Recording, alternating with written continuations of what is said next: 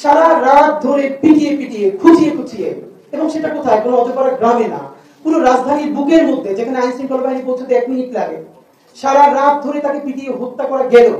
এটা যখন কোনো মা, কোনো বাবা, তার পরিবার মনে করে, তাদের জীবন তো স্বাভাবিক হওয়া কোনোভাবেই সম্ভব না। তা আমি নিজেকে অসম্ভব সম্মানিত এই অর্থে বোধ করেছি যে শহীদ আবরার ফয়াদের পরের দিন যখন ঢাকা বিশ্ববিদ্যালয়ে যেদিন গায়েবানা জানাজা হলো, তখন ঢাকা বিশ্ববিদ্যালয়ের ছুটি চলছিল একটা। তো গায়েবানা জানাজার পরে আমাদের সকল ভাইরা, আমার মনে আছে যে সে গায়েবানা জানাজা তো আমাদের আক্তার পড়িয়েছিল, আক্তার আজকে আসবার কথা, নূর ভাই ওনারা ছিলেন। বুয়েটের দিকে যখন মিছিল নিয়ে যাওয়া হলো, সেই মিছিল বুয়েট প্রদক্ষিণ করে সর্বশেষ শাহবাগে গিয়ে শেষ হলো। আমার মনে আছে এই কথাটা আমি সেদিন সবচেয়ে, তখন এখন উনি একজন বাংলাদেশের ডিস্ট্রিক্ট জাজ, উনিও বাংলাদেশ পন্থী লেখালেখি অ্যাক্টিভিজম করবার কারণে অনেক সাফার করেছে। সেই মিছিল থেকে ফিরে গিয়ে ওনাকে আমি দেখেছিলাম যে সম্ভবত বাংলাদেশ আজকে একটা নতুন ফেজের মধ্যে ঢুকেছে, কারণ ঢাকা বিশ্ববিদ্যালয়ের ক্যাম্পাসে শহীদ আবরারের যে গায়েবানা জানাজার পরেই এই প্রথম এত বড় করে স্লোগান উঠেছিল, দিল্লি না ঢাকা, ঢাকা ঢাকা।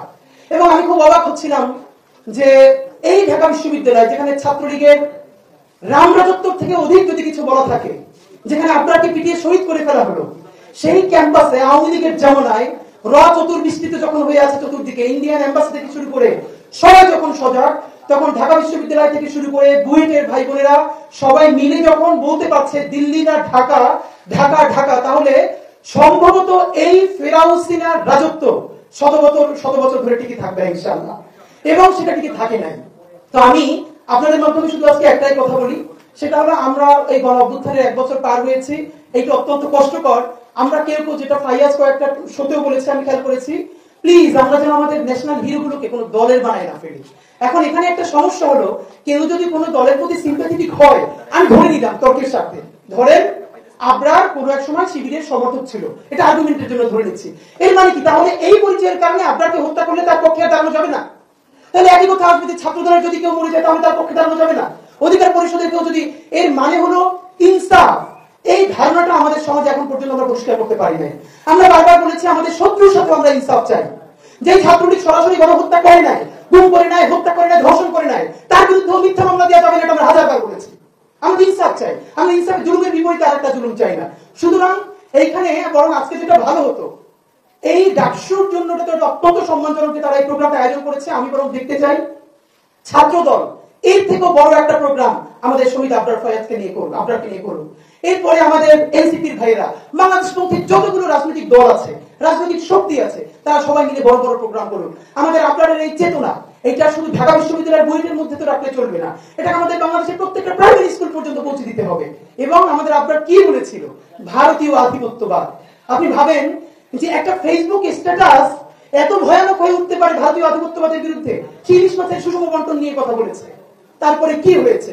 আমরা আজকে এটাই শুধু বলতে চাই, আমরা আবরার ফাহাদকে এই জন্য সেলিব্রেট করবো না শুধু যে আবরার ফাহাদ শহীদ হয়ে আমাদেরকে নতুন বাংলাদেশ দেখিয়েছে, বরং আমরা স্পষ্ট দেখতে পাচ্ছি বাংলাদেশের সামনে আগ্রাসন এবং আধিপত্যবাদ আরো শতগুণ, হাজারো গুণ, লক্ষ গুণ শক্তি নিয়ে আবারও ধাবিত হচ্ছে।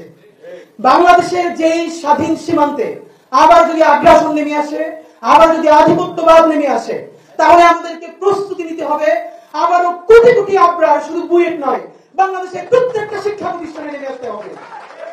আমাদের পরবর্তী প্রস্তুতি স্বাধীন সীমান্ত তৈরি করা, সার্বভৌম বাংলাদেশ প্রতিষ্ঠা করা। আর সেই স্বাধীন সার্বভৌম বাংলাদেশ প্রতিষ্ঠার জন্য আমাদের লক্ষ কোটি আবরার লাগবে। এই আবরারটা শুধু কোনো দলের হবে না, সারা বাংলাদেশের হবে। মাহমুদ ভাইকে আমি বিশেষ করে ধন্যবাদ জানাই। উনি বাংলাদেশে ফেরত এসে 5 দিন জেলে ছিলেন, এরপরে 7 দফা দিয়েছিলেন জাতীয় প্রেস ক্লাবে। এর মধ্যে একটা ছিল বঙ্গবন্ধু এভিনিউকে শহীদ আবরার ফাহাদ এভিনিউ ঘোষণা করতে হবে। আমি সরকারকে অত্যন্ত একটা জায়গায় আমি তাদেরকে অভিনন্দন জানাচ্ছি, এবং তারা এটাকে অ্যাকনলেজ করেছেন, এবং রাষ্ট্রীয়ভাবে বঙ্গবন্ধু এভিনিউ এর বর্তমান নাম শহীদ আবরার ফাহাদ এভিনিউ। তো এখন এইটা আমরা অনেকে জানি না, এবং নামটা কিন্তু একটু বড়। আমি আপনাদের কাছে ছোট একটা দাওয়া দিয়ে যাই ডাকসুর প্রোগ্রামে, সেটা হলো এই এভিনিউটার নাম এখন থেকে আমরা সংক্ষেপ সবাই আবরার এভিনিউ বলবো। এটাকে আবরার এভিনিউ আমরা মুখে মুখে নিয়ে আসবো। আজকে বিকেল 4টায় ইনকিলাব মঞ্চ আবরার এভিনিউতে, যেখানে পতিত আওয়ামী লীগের কার্যালয় রয়েছে, সেই কার্যালয়ের সামনে দাঁড়িয়ে শহীদ আবরারের জন্য মুক্তির মোনাজাত করবে ইনশাআল্লাহ। তো আমি আপনাদেরকে সবাইকে দাওয়াত দিচ্ছি, আমরা আজকে আপনার এভিনিউতেই গেলাম, কারণ এই নামটা সবাই এখন পর্যন্ত জানতে পারছে না। আপনারা যাদের সুযোগ আছে, বিকেল 4টায় শহীদ আবরার এভিনিউতে প্রতিটা আওয়ামী লীগ কার্যালয়ের সামনে আমরা দাঁড়াবো এবং আমরা বাংলাদেশের মুক্তির জন্য, আমাদের আবরারের জন্য, স্বাধীন সার্বভৌম বাংলাদেশের জন্য দোয়া করব। সবাই আসবেন এবং ডাকসুকে বিশেষ করে সাদিক কেম থেকে শুরু করে সবাইকে অনেক শুকরিয়া আধিপত্যবাদ বিরোধী বাংলাদেশের এই সূচনায় অংশীদার হওয়ার জন্য। বাংলাদেশ জিন্দাবাদ, ইনকিলাব জিন্দাবাদ।